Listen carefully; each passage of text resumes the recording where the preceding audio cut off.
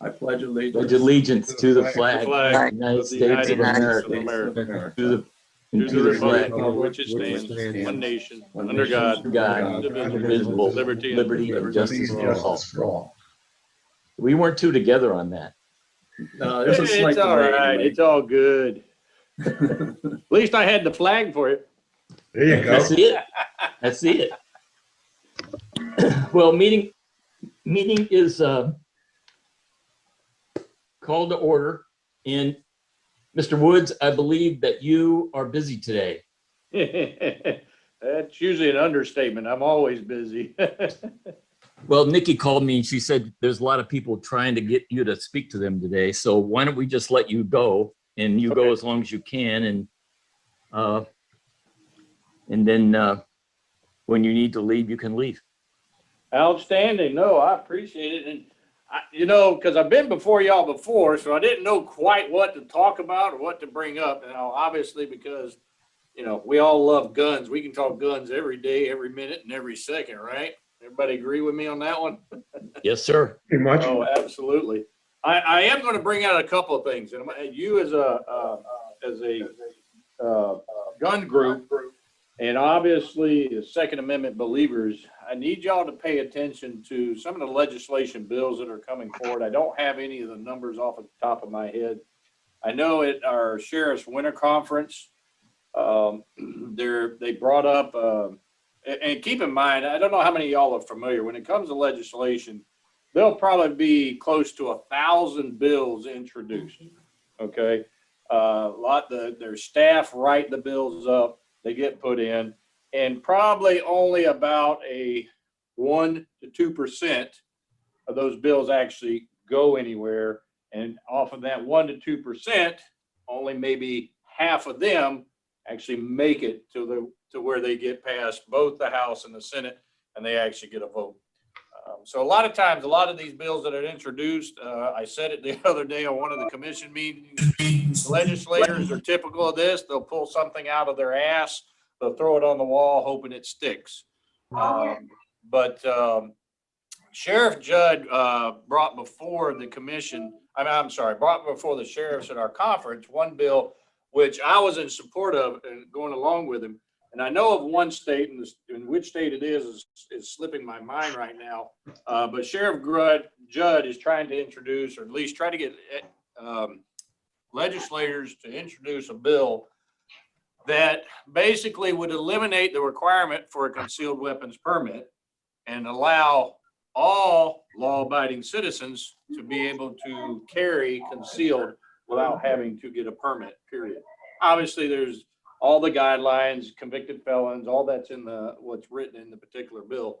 But there is one state, and it is slipping my mind right now, that has already voted on it and has moved forward with that, with allowing their law-abiding citizens to carry concealed, not open, concealed without a permit.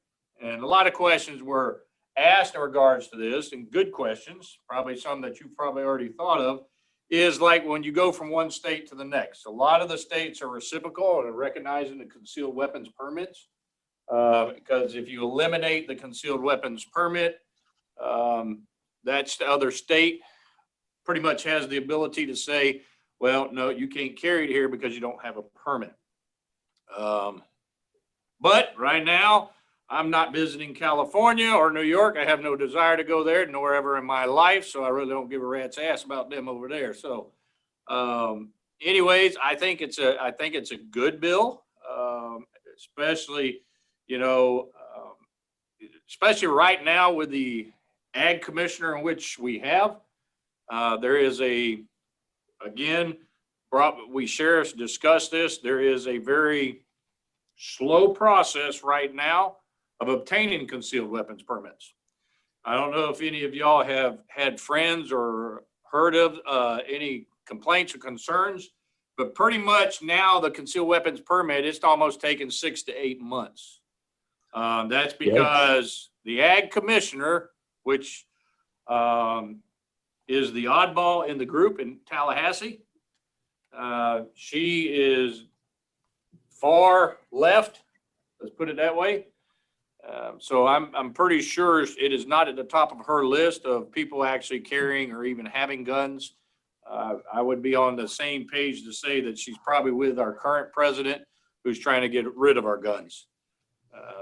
And that's something that I'm going to ask each of y'all to, one, remember, and then when it comes this, because her election will be coming up here soon, to remember to talk to your neighbors, talk to your friends and relatives. People, when they go into the voting booth, they'll pay attention to the president, okay?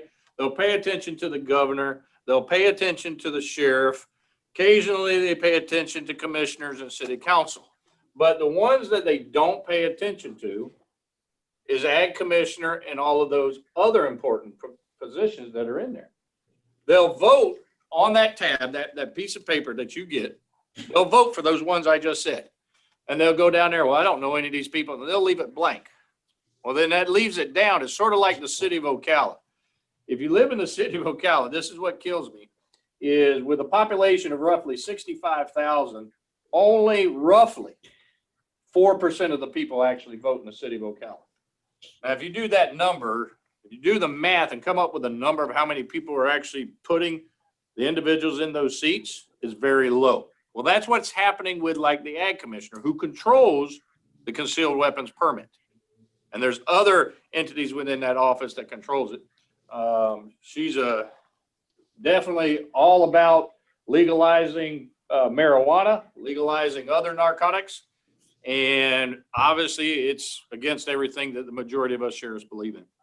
So I ask that y'all pay attention to that. I ask that you talk to your friends, your relatives, your neighbors, and to remember that, because those positions have the ability to affect what your group is. Okay. And I think majority of these faces, I recognize pretty much everybody that's on the screen in front of me. You know my stance with the Second Amendment. I believe in it. I will protect it. As sheriff, I will defend it to the last day I sit in this office. And we can't lose that. And to a certain degree, it's half and half. I'm worried with the administration in DC that we have right now, of what the trend and the direction in which they are trying to go, which they've been trying to do. And we have to constantly fight back and push back on that on a regular basis.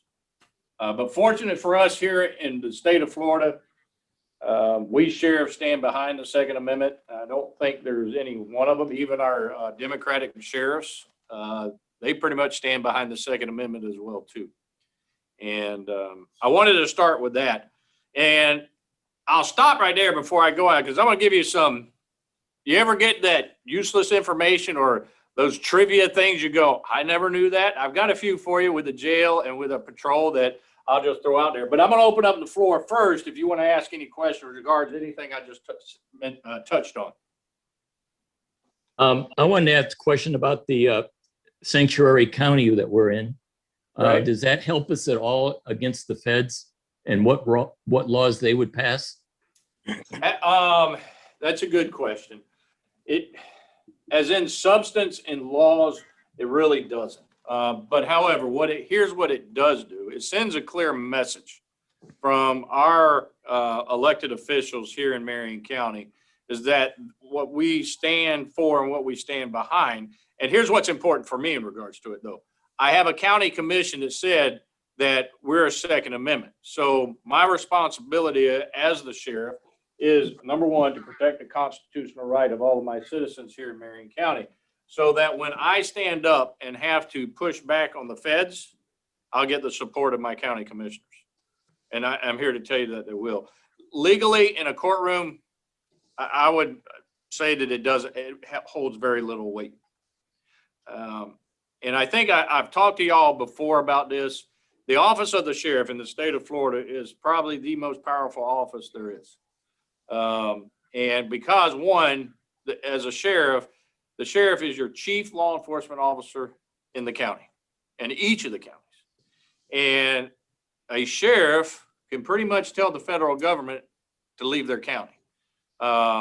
They can only come here to some degree pretty much they have to have a sheriff's permission. Not that they come and call me every day to ask when they do investigations, but if it came to the Second Amendment, I'm here to tell you, I got enough citizens that when I make the phone call or I get on Facebook and say I'm calling on posse together, I'm pretty sure I'll get 300,000 citizens of Marion County that will be standing behind my back to push back on the federal government. And I'm here to tell you, we will. And I will not, as long as I sit in the seat as sheriff, I will not allow the federal government to even think or impose anything that will take the guns from my citizens here in Marion County. And let me tell you a joke. You're reminding me of something else, Barry, is I was over at the jail. I was doing rounds because we had an escape. So I was going through all the pods. We got him back. So don't get scared on that part. We found him. And I was in A pod, and A pod is where all of my violent criminals, my murderers, rapists, and all that. And two of them I was talking with, believe it or not, they were in full support of the Second Amendment, and they, I had to laugh because they're convicted felons. They're going, yeah, this new administration are trying to take away our guns. And I said, I know. What the heck? You guys need to help us out. We're all for it, which I thought was humorous because they believed in the Second Amendment and they didn't want their guns taken away. And I thought it was good. But Barry, be assured, I will do everything I have to push back if they even think that they're going to do that. And I've got pretty much the support of 66 other sheriffs in regards to that. So I don't expect that you come to my door and take my guns away. No. Hey, if I come to your door, Barry, I'm going to come tell you, hey, gather your guns and come with me. Not to take them, to take away from you, but be prepared to use them. Sheriff, go ahead, Barry. Go ahead, Tom. Sheriff, I read an article this morning on the headline. Mass shootings hit the highest numbers in history from USA Today. You read down into their article and you click on a couple of their links, and there's another article saying, you know what, we've had fewer mass shootings since the last 10 years, last year. Is there anything that or law enforcement is doing to combat all of this nonsense information in the media? The sheriffs, to answer your question directly, yes, there is. Yes, we have something. The sheriff's office has started already with a research committee, and what the research committee does is something of what you just mentioned. If there's a particular topic or a direction that not just media, but let's say legislators are claiming, and I say this because we've already did it once, in regards to first-time offenders. And we actually had the committee put a research team together, and they pulled all of the numbers because we had legislators, and we still have a current legislator just trying to do it, is trying to reduce the time served for inmates. And they always claim that it's their first offense. It's their first time offenders. Well, and it targets the state prisons. Now, I'm here to tell you, in order to get into state prison, you got to do 30 other things before you're even got to that level. So you're never a first-time offender. You do bring up a good point, in which I probably will discuss with Sheriff Judd and Sheriff Ivy, is having the research committee research what you just said and get the actual numbers so we can get out in front of a podium and refute those numbers. Because both you and I know, Tom, the media, I know it might surprise a couple of y'all, media does not tell the truth, all right? They lie, they exaggerate. I have been a victim. I was a victim of it last year, just so you know. All right, it went worldwide. But so, yeah, we need to do more. I know I stand up. I know there's a few of my fellow sheriffs that when we abuse media whenever we can and call them out for what they are. Hey, Sheriff, how you doing? And thank you Doing for good, being. Tony. I wanted to ask you about the red flag law that's Governor Scott passed when there was all the about the high school shooting. I just feel the general understanding I have is that it's really open for abuse. I mean, it's great if it takes a crazy person's gun away, but from what I understand, there's a light test as to what a person has to say, you said, or did to get that to happen. And I understand Rubio is actually trying to pass a national bill that would even be worse. You would actually be guilty until proven innocent. So, do you have any input on that red flag law, or if it's been abused in your opinion? I have not seen it abused as of yet, but you are correct that it has the possibility. And it's similar to our stand our ground law that we have in the state of Florida. I love the stand your ground law. Okay, I really do. But unfortunately, what has happened is defense attorneys have used the stand your ground law to get the dirt bags off on murder charges, attempted murder charges, when we know that they weren't standing their ground. Okay, they were actually trying to kill each other. Now, I'm not opposed to shithead 1 killing shithead 2 because that just helps me out. All right, it does. I'm just being truthful, being honest. It makes my job easier. I don't have to deal with one of them anymore. So they kind of do me a favor. But the red flag law, it does have that possibility. It's one of those areas where it's a give and take. There are sacrifices in one area in order to achieve just of a bad of an incident, because it does allow us to prevent Stoneman Douglas, all of those mass shootings of individuals like that. What I can tell you is from my perspective and talking with other sheriffs, my staff attorney, and now OPDs, RPOs, the red flag law that you're referring to, risk protection orders is what they're called, goes through my staff attorney. And my staff attorney knows my stance regarding 1, the Second Amendment, and 2, also there are other avenues to achieve some of what's being requested, because right out of the gate, the red flag law was kind of going the direction for people that are being Baker Act or domestic violence. Well, there's already laws that cover for those things, okay? And domestic violence, risk protection orders. Risk protection orders are up to the judges, and the judges can order the guns to be taken to those individuals for a temporary time. But here's the bad thing: before the RPO law, the red flag law is, if I, even under a Baker Act, if I temporarily took the gun from you, let's say that night you wanted to kill yourself, I have to give it back. There's nothing that prevents me from giving it back to you once your evaluation or everything's done. So that person could pull the wool of the eye over a doctor and 3 days later come back to office and get his weapon and then go over to a school. But there is a hole there. I don't think Rubio's bill will go anywhere. I don't think it's going to make it. Same thing that happens in Tallahassee is the same thing that happens up in DC. Because usually you got to have companion bills, and then you've got to have other, the House and the Senate, they both have to have supporting votes.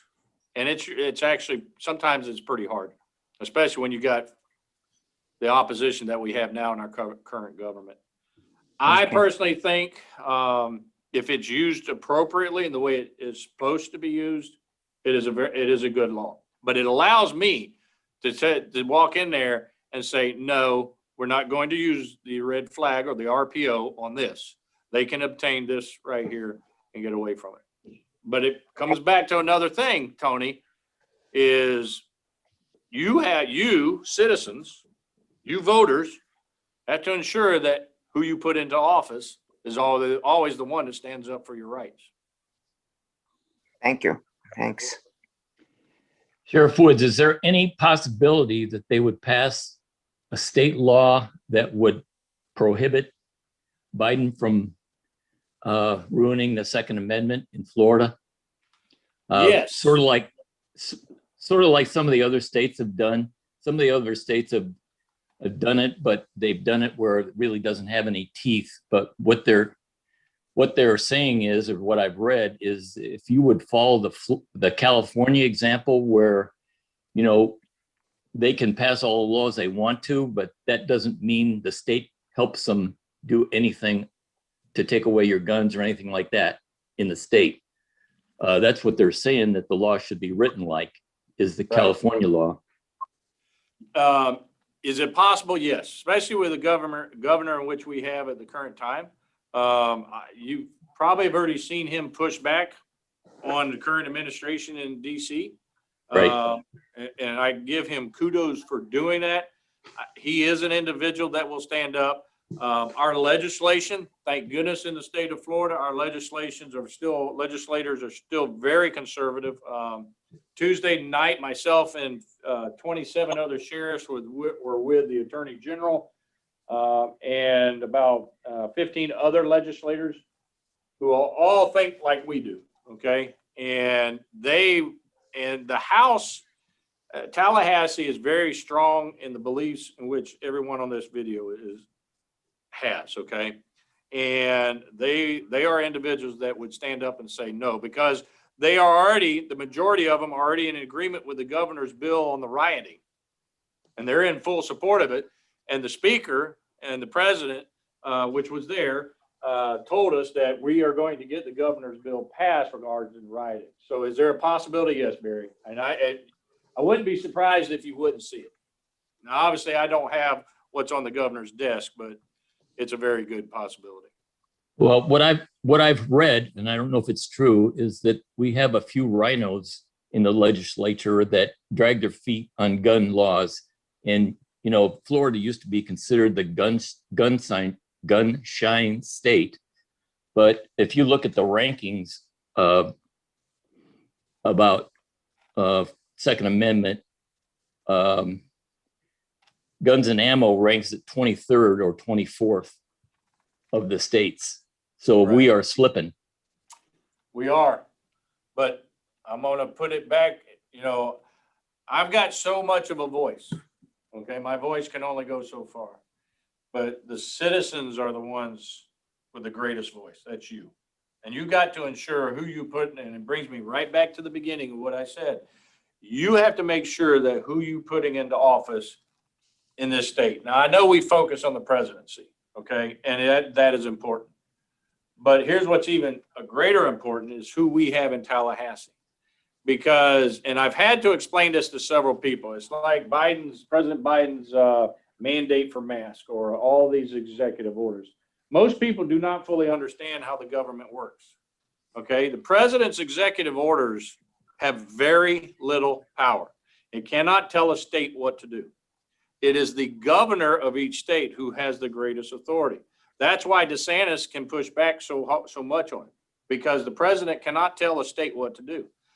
That's why our nation, we are 50 independent states. We are a union. We are not one unit as a nation. We are a union of 50 states and a few territories. Each state has its own authority, and they are the greatest because they can't tell them what to do. So it is imperative of citizens to ensure who they are getting in the vote. And here, I am going to raise an alarm. Now, I don't blame them. In fact, if I lived there, I'd be doing the same thing. I'm here to tell you, because I'm seeing the numbers. I'm talking to CEP, people from New York, California, and all of these other extremely restrictive states, whether it be for guns or it be for this pandemic. They are leaving those states and moving here because house sales have are starting to go through the roof. And I'm not talking about people just getting a loan. I'm talking about houses are beginning to start to sell for ridiculous prices for cash. And these are coming from people out of state, sight unseen. And they're getting into bidding wars for property here because they want to move. Because I don't blame them. Do you? No. Because of what you just said, Barry. But however, here's what I do not want. Don't move to my state and bring your own philosophy and left-winged beliefs. If you come to my community, then you will believe in what I believe and stand up for the reason why you actually came here. Because Tom, make sure you don't sell any houses to liberals. but it irritates. One of the things that irritates me the most, as sheriff, I get all kinds of phone calls. Is I'll get an even in a casual conversation, the person that moves here to the state of Florida and build a house on a lake or a river, okay? Now, one, they'll complain about the hurricanes. Well, hell, why did you move to the state of Florida? Hurricanes are part of life for us. And then two, they'll complain about the alligator that's in the water that eats little foo-foo, okay? Hell, the alligator was there long before you were. You knew the alligator's here because there's an alligator in every body of water in this entire state. So it makes no sense to me. Don't move here and start complaining because of the way we live. That's just me, guys. And that's just what I believe in. Sheriff, is there any way through the Motor Vehicle Bureau, when people come into the state and move here and register to vote, that we can tell what the ratio is to Democrats to Republicans that are moving here? No, the only way you can find that out is through the elections office. Okay, thank you. That's the only way. Scott, did you have a question? I saw you somewhat raise your hand. Guys, give me a- Okay. I just ask all my customers if they need a reference to move their gun safes. That's a good question. I like that, Tom. Sheriff All right, Woods, yes. Sheriff Woods, this is Bill, and All right, I see you, Bill. I'm from Pennsylvania. I'm a Florida resident, but I go to Pennsylvania for the summer. Yes, sir. And what about this travel ban that Biden's trying to put in for going in and out of the state of Florida? Is that going anywhere? I haven't been following it, so I don't know for sure. Coming in, I don't think our governor would. Now, if I don't want to say he wouldn't, because if all of a sudden the other 49 states have everybody all of a sudden gets the COVID-19, I don't want them coming in here. So keep out of my state. Stay up there. I don't know if it has a whole lot of movement, but then again, I haven't been following it, so I don't know. Okay. I don't know, Bill. Sorry. All right. Go ahead, Ralph. Yes, Sheriff Woods, I want you to know I'm one of your 300,000. You're doing a great job. Feel free to call me anytime. You got it, brother. I had a couple of questions. What is the name of the current ag commissioner? Do we know who's running against her, and when is the election? All right, the current ag commissioner is Nikki Freed. I have not heard of anybody running against her yet. Her cycle is with the governor's cycle. They are off presidential elections, so their election will be in the mid elections of presidential. Terrific. Yeah, it'll be in 2 years. So, Sheriff Woods, who does she report to? pretty much to the governor. She's part of his cabinet. The ag commissioner is part of the cabinet. So Could the governor take all her responsibility away from her and give it to somebody else? No, not directly, because that's created in the Constitution and how it's laid out. There would have to probably, I would say there most definitely would have to be amendments made, and then it has to go through that whole process before it can be done. That's too bad. I agree with you. So, all right, if you ain't got no more questions, I want to give you useless information. You ready? Yes. The jail. All righty. The jail, my average cost per loaf of bread, now I wish I could buy a loaf of bread in a grocery store like this, is 47 cents. We make our own bread in the jail. The inmates do, in the kitchen. It's a culinary, basically a culinary school in which we have for the inmates to help educate them. And listen, as hard as I am on criminals, I'm also in support of giving them skills so that they can improve their lives when they get out. And the cost for one loaf of bread for us is 47 cents. How many of y'all bought a loaf of bread for 47 cents in the last 25 years? Yeah. No. It ain't happened, has it? Now, this right here, this useless information is something that it affects me budgetarily. Right now, what it looks like, oh, there it is. Average hospital admissions for an inmate per month is 11. That means 11 times in a month, an inmate would be admitted into the hospital. Do you know what that means for me? that means I have to take a staff person, a detention deputy, and that deputy has to babysit that one inmate while they are in the jail. And if that takes away a staff member from in the jail, that lowers my staffing in the jail, but also I may have to use overtime to fill, whether it be fill at the hospital or fill their position that's at the jail, because federal law requires me to have a certain amount of detention deputies per inmate. And not only per inmate, I have to have a certain amount of female detention deputies that I'm required by law per female, for female inmates as well too. Because a male inmate cannot search or strip search a female. So when a female, especially when a female gets taken to the hospital for admission, that takes a female detention deputy that has got to sit with that individual. And that also means that my ratio has to be filled at the jail. And that's what affects me greatly. Sheriff, have you had a number of COVID patients from the jail?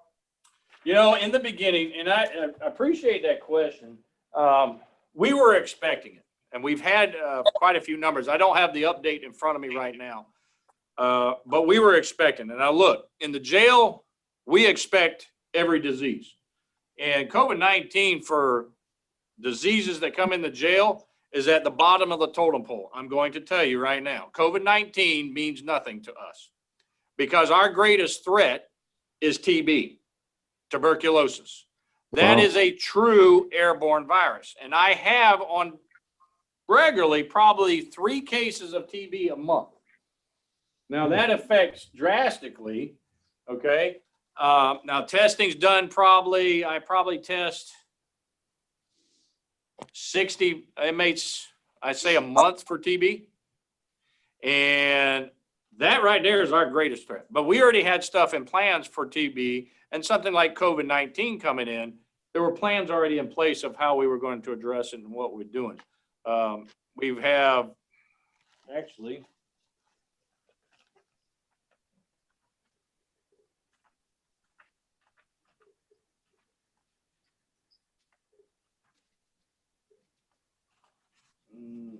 I'm not seeing it right now in the hospital section,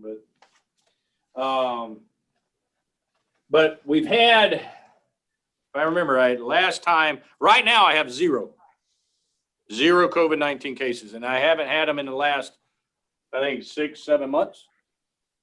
We had the initial influx, but because the jail, immediately the jail was put into the restrictions. I didn't allow visitations, person-to-person visitations where attorneys couldn't come in. Inmates were immediately given masks. And now keep in mind, I can't physically force a mask on an inmate. They pretty much can do what they want with the face mask. And even when it comes to a shot, I can't force them to take a shot, a vaccine for it. It's against the law. It can't do it. But however, right now I have 0 cases. I've had few of my staff. That's where all of my COVID-19 cases have been in the jail, but it's been controlled. And I give kudos to the Heart of Florida, who's my medical provider in the jail, and they've done an outstanding job in regards to that. So thank you for asking that question. And on the other side of the house, I've had very few cases, 7 actually. And keep in mind, I have just right at 900 employees. Let's see here. Where was I at? I gave you admissions, right? The average length that hospital days for a month is 50. Now keep in mind that what I just told you about being admitted, there's 50 days out of the month, which how do you get 50 days in a month when there's only 30 or 31? It's the inmates, how many inmates I've got sitting over at the hospital. That's how many days in which, keep in mind, if I've got 15 inmates that are in the hospital, it's not one deputy to watch 15 inmates. That's one detention deputy per inmate. So that would be 15 detention deputies that are sitting in the hospital watching 15 inmates. When in the jail, I might have one detention deputy watching 100 to 150 inmates. Obviously, they're in a controlled environment a whole lot better.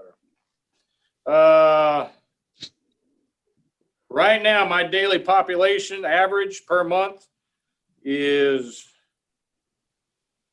just under 1,600 inmates.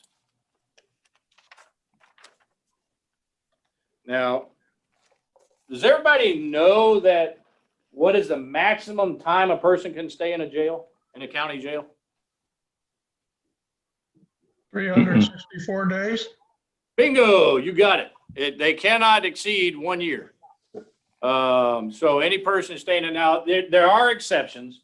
Like I house federal inmates, I house some of the state inmates. It also depends on their cases. But once a person is convicted, they can only serve 1 year in the county jail. Anything above a year, they have to go to a state prison.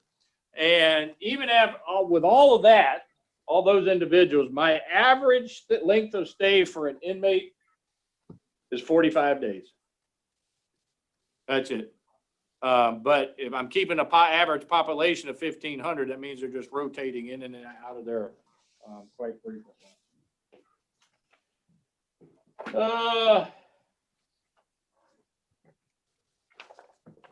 What else can I give you? A good job on those arresting those 12 sex offenders the other day. Oh, thank you. Yeah, true. How often does that happen? Huh? How often does that happen that you have to arrest sex offenders like that? We do that. We've been going to try to do that operation each year. I've done it operation twice, and it takes a lot of man hours and a lot of personnel to conduct an operation like that, because once it gets going, it's a 24-hour operation. It doesn't stop because they're monitoring the online chats. And then when the person decides to come, we have to act. So that's why they're always out there. And keep in mind that 12 was in 5 days. So Wow. think how many are out there. That was 12 in 5 days. Sheriff, could I you like tell your us? I'm sorry, Barry. I like your comment that you said you'd like to bury him under the jail. Yeah, that's a fact. Sheriff, could you tell us a little bit about the FSA? FSA, the Florida Sheriff's Association. Yeah. All right, the Florida Sheriff's Association, actually, the association is 200 years old, but however, that is because the office of the sheriff is 200 years old. When the state of Florida came to be a state in 1821, at that time, the president or the governor made 3 offices, basically the clerk of the court, a judge, and the office of the sheriff. And those 2 original counties were Escambia and St. Johns County, and they're 200 years old. The Florida Sheriff's Association is just that. It's an association for the 67 sheriffs of us to come together, whether it be for legislation, whether it be for resources to share, to come up with. We have a board meeting, and a lot of the stuff, initiatives in which the association does is in Tallahassee, so that we help law enforcement and that we help our citizens every single day. And the support that citizens give to the Florida Sheriff Association goes directly to each of the 67 sheriffs in the state of Florida. But that association has all 67 of us. I say 67, a true 67 will not come until 2024, because since 1968, Miami-Dade pretty much got rid of their elected sheriff, and it's been appointed down there, but they don't call him sheriff. We call him sheriff. He's called the director of public safety. But because of the Amendment 10 passing and ensuring that 5 constitutional officers are elected, Miami will have in 2024 their first elected sheriff since 1968. Isn't the Florida Youth Ranches part of that?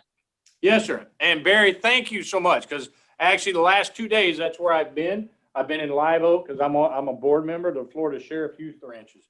The sheriff, I see your picture in the paper. Yeah. I see your picture in the magazine about that. Yeah. Yes, sir. The Florida Sheriff's Association actually was established in 1957. And when I give talks, and I told them this yesterday, something that as longtime resident as I am, I did not know this.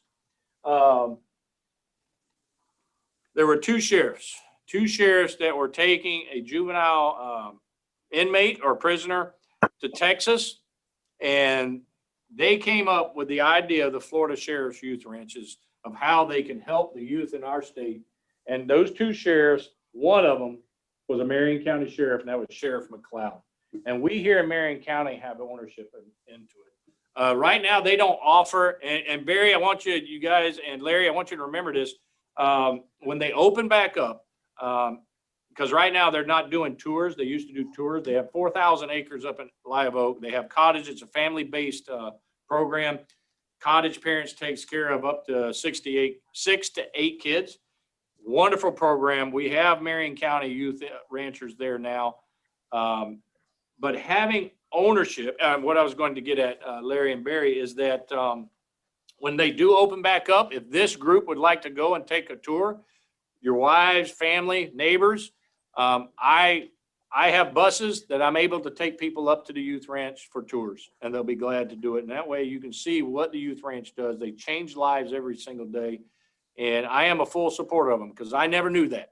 I did not know that one of our sheriffs is who basically came up with the idea, along with another sheriff, while they were driving in probably a Chevy truck that I drove 3 on the tree when I was a kid. But anyways, if you get the opportunity, the Florida Sheriff's Youth Ranch is something that came from sheriffs, and we sheriffs are the ones that oversee it, of taking care of the youth. Do they have the camp there? They do. Is that- They also have camp programs, Barry. They have camps there. They also provide camps throughout. In fact, I will be having a camp here in Marion County through the youth ranch, which they're mobile camps that come around. They have a couple camps down in Caruth. Caruth camp is down in Manatee County. Now, the Sorensen camp, which is just now being built, is in Jacksonville area. Those will be the summer camps for the kids as well, too. And then Grady has a campus along with a educational program for college, Pasco College down there, that gets those kids, the ranchers, into those programs in the universities. Where do they do the summer camp? Well, each county comes up when they come into Marion County, we'll pick a particular area. I try to spread them out because we are so large, over 1,600 square miles. I try to get at each of the directions. I try to get one in the east, in the west, in the north, and the south. Usually it's at a church, because a church or a school, a private school, has the facilities that when you bring in so many kids, that provides it. So that's usually where it's at. And plus the churches are always having volunteers getting in there to help. And I encourage Oak Run, because on the Villages has their own group. Villagers for the youth ranch. And if you guys ever think of, I'll support you to get a group out of Oak Run that wants to help raise funds for the youth ranch. You let me know, and I'll connect you with the right people. So Sheriff, when I empty out, as a realtor, when I empty out homes and I bring my donations to the Sheriff's Ranch here over on 200, that revenue is going to the main camp, or does it stay within the county? It goes to the Sheriff's Youth Ranch. Okay.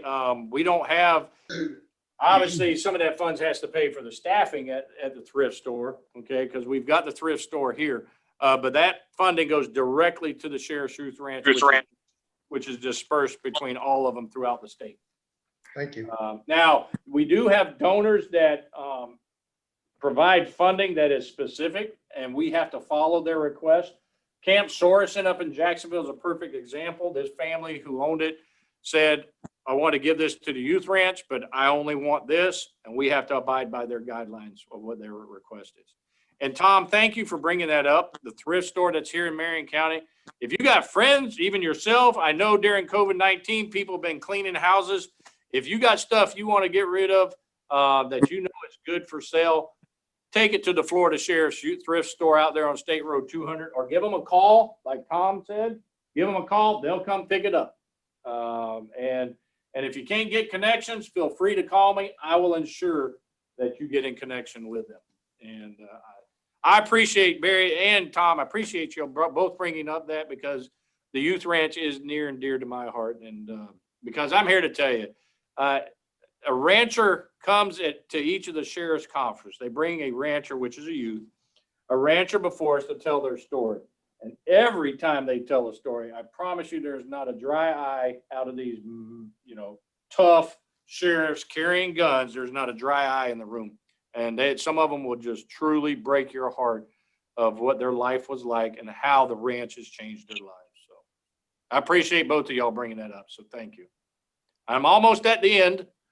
Is there anything else y'all want to ask me? I enjoy coming in front of you. Let me say this first. I enjoy coming in front of you, your group. Y'all are outstanding. Obviously, you believe in the same thing I believe in. I ain't nothing better to smell gunpowder. Ain't it right? Woo! I love the smell of gunpowder. We used it for aftershave. There you go, Barry. Anybody got any other questions? Just one quick one. Is there any chance of the county opening a range, like an outdoor range? I don't see it in the future. Ask the commissioners. Maybe they'll, because you got the one out there on Forest Road 88 out there in the forest. Yeah. Be cautious when you go. Okay. Please be cautious. My advice is the private ones are probably your safest locations. Okay. To go conduct it. I wish the county would, but I don't see it in any future. So. Thank you. Well, I think the thing that makes that range out there in the forest is it's not, it has no range safety officers or anything like that there. Correct. If they would, it was put out there for people that just wanted to go shoot. But obviously when you get more people, it's grown and they don't have it. It's not regulated. You don't have a range master. You don't have anybody out there range safety or anything. And that's when accidents happen. And even good people, because I mean, we had individuals out there that you would think that are top notch gun safety end up shooting themselves in the leg because they drew the gun the wrong way. So, gentlemen, I hope the Lord blesses your day and keep standing up and stand up for the NRA. Thank you. thank you. Thanks for coming. We appreciate it. Thank you. Thank you, Sheriff. Thank you. Anybody have anything else? Good talk. Larry, you want to go over your safety rules real quick? So again, we go through a lot about the gun safety. All guns are always loaded. Never point a gun at anything you're not willing to shoot at. Keep your finger off the trigger until the sights are on target. Today, I wanted to just focus a little bit more on number 4. Be sure of your target and the backstop beyond. And we've all gone to the ranges, and I'm going to think right now of like an indoor range where you'll see the tiles are all shot up and stuff. That's not necessarily somebody accidental discharge. Is that they've got the target maybe at 5 yards or so, and they're shooting at the upper part of it. And of course, that bullet then is going to go and hit the ceiling and not all the way down at the trap. So I just wanted to focus on number 4 of know your target and what's beyond. A quick story that happened to me. I was at Ocala Sportsman's Association. I was shooting a 22 at 50 yards out. 2 lanes over to me was a gentleman shooting a 9mm, and he was looking at the right-hand target of his. They go side by side with their targets. He was shooting the right-hand side. I went out to my 50-yard line shot, and I had 9mm holes in my 22 target. And I thought, man, I'm going to keep this gun.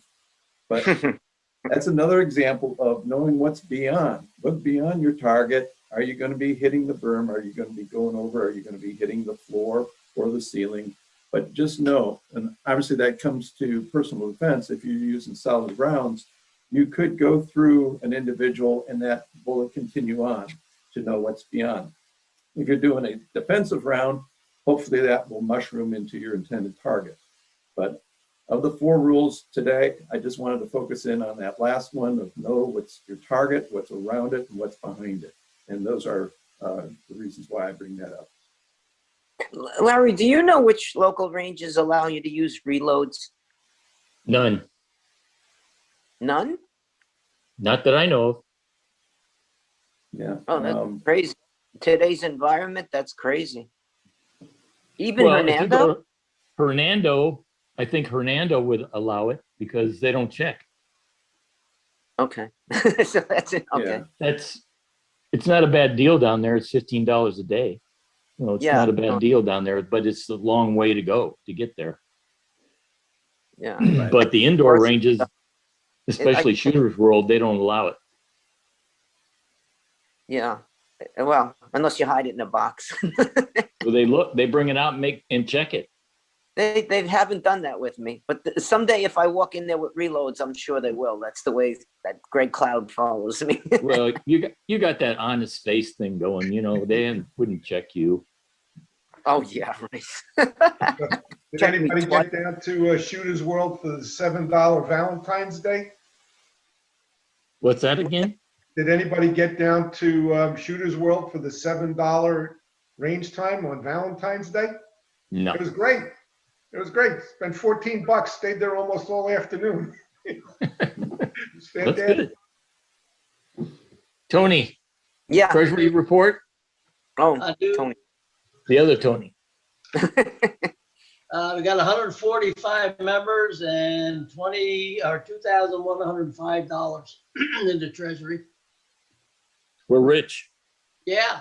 A little buy As far as ammunition, dues- you know I can get it. What's that? Got to buy some ammunition. You know where we can get it? No, I don't. What's that new club? Somebody was telling me that the new range on 75 there, or not range, but gun store on 75 has it. They had it for $20 a box for 9mm, but they also said it goes really fast. Oh, that GTO. What's the name of that place? GTO off of 326? No, this is on 200, a new one. Big Buddies- Daddies. Buddies- Oh, Big Daddy Big Guns. Daddy. Big Daddies. Big That's Daddy. the one. Haven't been there yet. That's the one.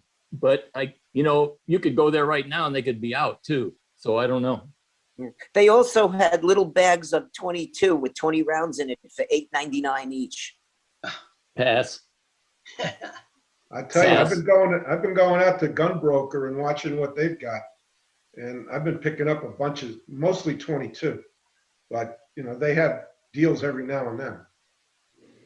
You can find. Where are they? Gunbroker.com. Done Oh, okay. online. Online. As far as dues are concerned for 2021, as we're still waiting for the clubs to reopen before we start collecting them. Has anybody heard anything about when the clubs might open up? Tom? No, I haven't. I was actually just going to ask you the same question. I haven't heard a word. anything about it, and it's kind of disappointing. There's I heard there's no big drive on the board to do that, to open things up. Yeah, There are well, no- there's some speculation, and I'm going to call it speculation, that maybe July or midsummer, some of the activities may open up, possibly. But it's just a speculation amongst residents, hopefully. So who knows? Well, I think they're being cautious, but maybe a little too cautious. I don't know. Well, you have to understand, they probably don't want the extra expense of the extra cleaning of all the indoor facilities, and they're kind of seeing this as a financial boon to some degree. Barry, what's the chance of us having meetings, even if we have to chip in at an outside venue? Well, as the weather's getting better, I think it's more likely. I didn't want to do it when it was too cold. Somebody suggested Shalom Park, I think it is, Yep. as a place to go. It's a possibility.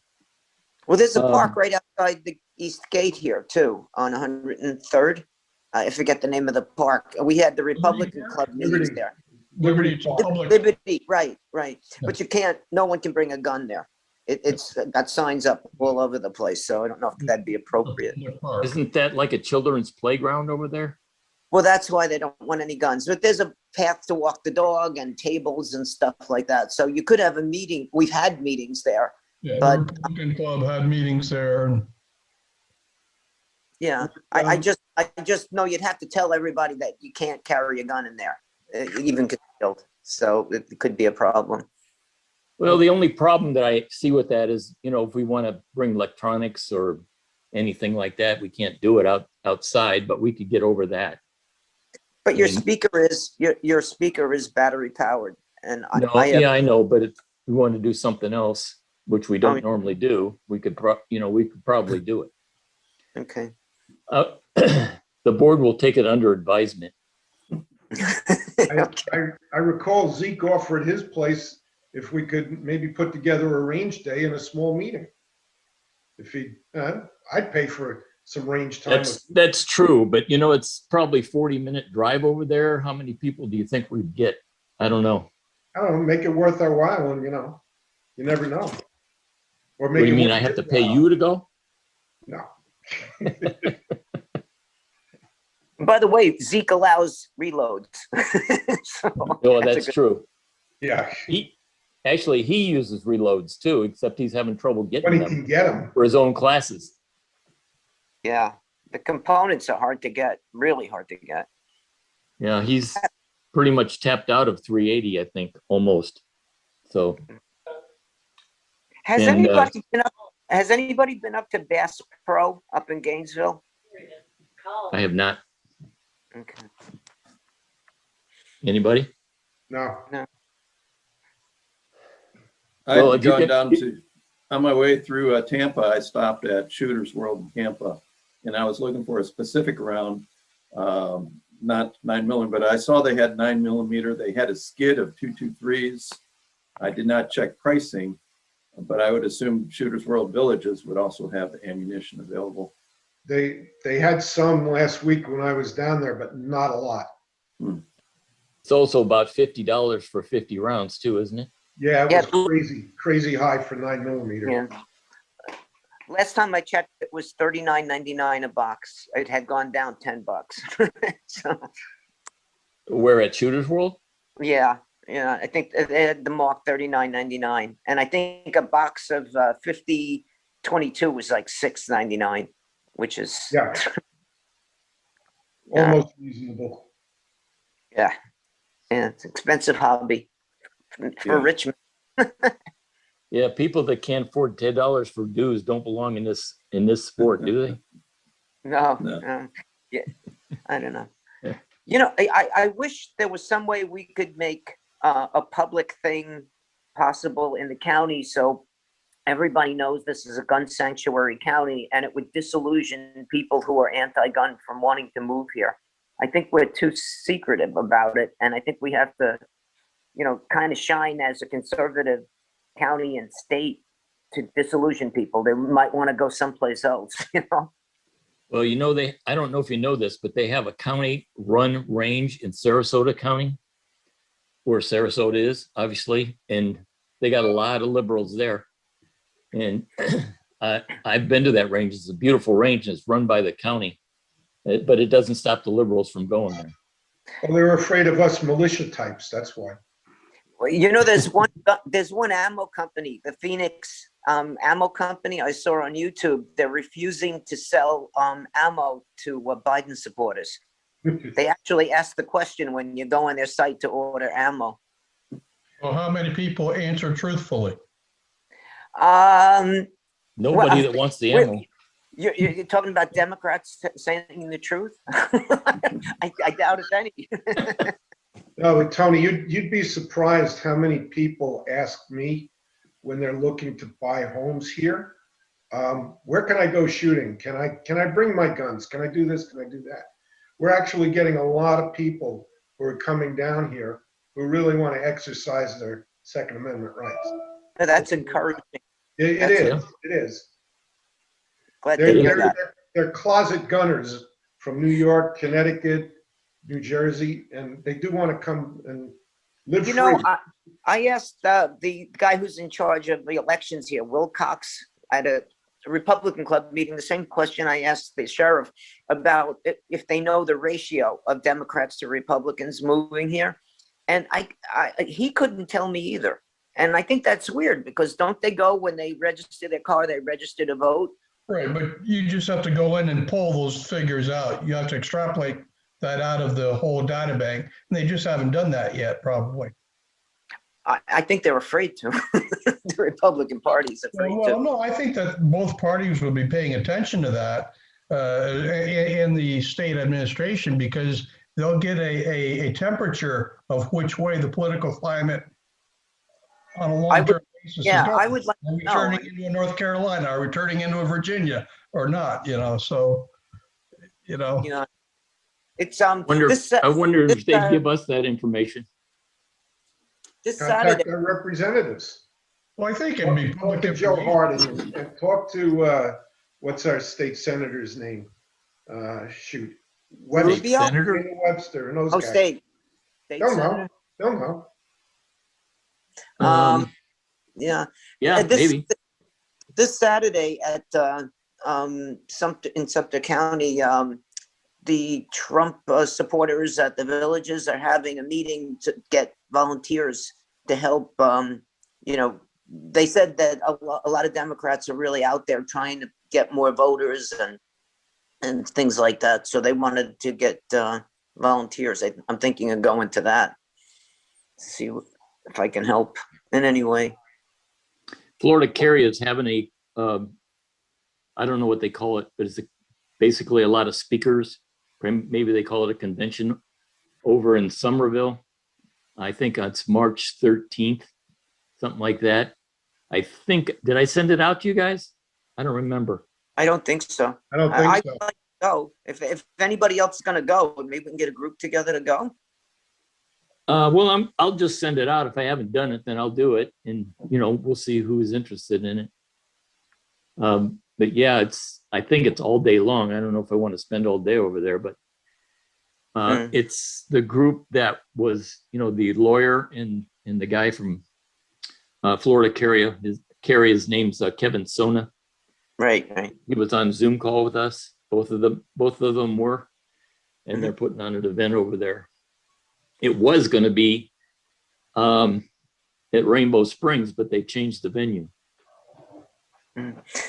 Barry, to the best of your knowledge, do we have a gun organization? Like in New York State, the NRA certified state organization was the New York State Rifle and Pistol Association. To the best of my knowledge, we don't have one in Florida. Is that true?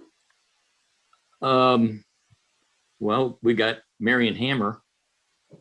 Well, yeah, but she's a lobbyist, and from what you told me, it's not very encouraging on the response you got. So You know what? I looked at my mail that I'm going to get today on USPS informed delivery, and it looks like they're sending me another bill again for her. She said, and I think the envelope said last chance or something like that. last chance to send a donation. Exactly. Which you'll That's get a weird 100 times. I But- did on the internet. I did find one guy that's in Jacksonville that claimed to be a state sports shooting organization. I got to look more into it, and I'll let you know what I find out.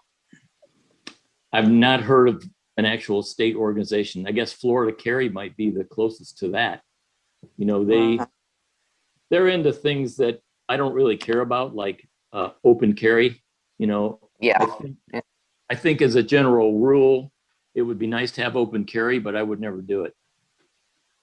Okay. Maybe we should make an effort to reach out to other gun groups to kind of, have some kind of unity with the other groups. Maybe that might be an interesting thing to do. What other groups? There's a lot. I mean, gun groups, gun clubs. There is a large, believe it or not, there is a large group in Florida called African Americans for the Second Amendment. And they're in Orlando, they're in Tampa, they're in Tallahassee. And just might be interesting because the voting block has to expand. Actually, I think there's a big gun group in the villages, and I think it's huge. Yeah, I think there's 3,000 members last I heard. I think that's about right. Yeah. There's 3 organizations. You got Florida Carry, which Barry knows about, Florida Gun Rights, floridagunrights.org, and Second Amendment Coalition of Florida. So those are 3 Florida-based organizations. Barry, maybe you might want to consider contacting them to have a speaker talk to us about what they are. If they do that, sure. Yeah, they were on that list that I sent out a couple of months ago. Did you ever get their emails yet? I just have their websites. No, and as far as the representatives, no. But I have sent them through their offices on these things that are coming out. So, but I don't have their direct emails for any of them yet. I find it hard to get. They want it to be hard to get. They don't Well, want I to sent knock on their door. I sent an email to Joe Harding and never heard back from him. So I'm not sure if he still has that email or not. It's the same email I used when he was on Zoom call with us a while back. Yeah, I don't know. Don't know. Yeah, we got to make sure DeSantis gets back in. We'll do everything we can in our own little way. I mean, Well, You know, he might run for president. there's That's right. We rumors only got that 3 years to keep him.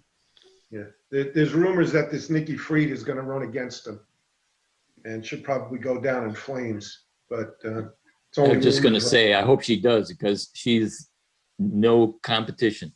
But I don't think they have to give up their office to run for a second office. But I don't know. I don't know either. Anything, Maybe- anybody else have? Anything else? Not now. All right, thanks for everybody coming. Larry, you're going to send me a recording so we can send it out, right? Correct. It will be up on YouTube and it's available to the public. If you get on YouTube, search Larry Pancaw and then ORSSC. Most likely you'll get it. Maybe I'll have in part of the title, Sheriff Billy Woods. You might be able to search that as well. But I've got 2 Larry Pancaws up there. So one of them is the one that I'm actively, I don't know how to shut down the other one, but do check that for YouTube. And a quick plug here that the, oh, Bill's sharing his screen. Thank you.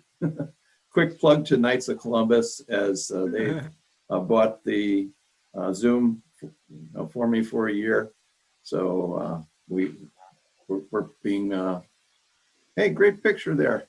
Yeah, that's excellent. Okay. We That got was a tour fun. of somebody's house there. I don't know what, Yeah, you that trying to was sell good. something, Tom? No, that wasn't me. That was fun. But yeah, like I say, a quick thank you to Knights of Columbus for letting us jump on their Zoom meeting platform. Absolutely. And when the Chinese get a hold of this video, we can blame them, the Knights of Columbus. That's right. Yeah, sure. Blame us. Why not? if they're listening, I want a combo platter. Maybe cow chicken. It's Friday in Lent. We can't eat chicken. And by the Just time it it's comes like- from China, it'll be cold. Yeah. You got to place your order through Hunter. You get $1,000 check with it too. Hey, Barry, Yes, sir. if next meeting's going to be virtual again, any possibility of getting together for lunch afterwards at Oak Run? We got to come up to Pennsylvania? Since- Yeah. No. I'm in Florida. I Okay. mean, we all live in Oak Run, right? So we could all meet at the Royal Oak for lunch. I'm not suggesting today, but maybe the next meeting. Yeah, I understand, but I don't, what are they doing over there? I have not been over there. Or would they allow groups like us? I think Yeah, 50%. I went to a birthday party last Friday night. The place was crowded and they Yeah. had 25 people at the party, 3 tables. So I think technically they're allowing 50% inside the restaurant, but I think they're being kind of, Anal. I boycotted them. I'm done with them. you know, You're it was not- fun. They had half the house full, but they had all the tables bunched together. So there was no, separation of the tables or anything. Yeah. So they're pretty much in a full operation. Okay, well, that's definitely a consideration. I think it will be a virtual meeting, but also can consider going outside too, which we still could go at lunch. Yeah. It wouldn't have to be the club either. That's true. But Hey, one place you anyway, don't want to go is the Moose. pardon me? You go over to the Moose, the place is full, nobody's got a mask on. The Moose Lodge? Yep. I went over to get my numbers for the Super Bowl, collected my money and went right home. Didn't even have a drink. What a waste Kind of of a what? Yeah, What's that? exactly. That's what I'm just gonna say. Well, Well, they're not, I just Nobody wanted my had a 125 bucks. nobody had a mask on in the restaurant either, because naturally you can't eat, so getting together for lunch, there's not gonna be anybody with a mask. So you have to wear a mask in there, but as soon as you get in there, you can take it off. Yeah, once you go in, You know what would be interesting, Barry, if they could set us up in that thing outside, a lot of people feel a lot more secure as far as COVID is concerned, being outside. They have that outside thing in the back. Maybe if we get together 20 people, they'll allow us to use the outside facility. Well, you can see that we only That's a have, good idea. we only had 13 people on the club on here. And, I think we'd have to put it out ahead of time if we're going to get people to go to lunch after, because otherwise there'll only be 10, 13, 14, 15 invitees. We'd have to put the information out ahead, which we could do. Did anybody get their shots yet? First one yesterday. I did. I got 2. Yeah. Okay, Barry, I'll send you that phone number for Bradford County, and you can send it out to everybody, if you don't mind. Okay. All right? Yep. You guys have a good day. Meeting You adjourned. too. Thank you. Bye, fellas. You. See you guys. Bye-bye. Thank you. Bye-bye.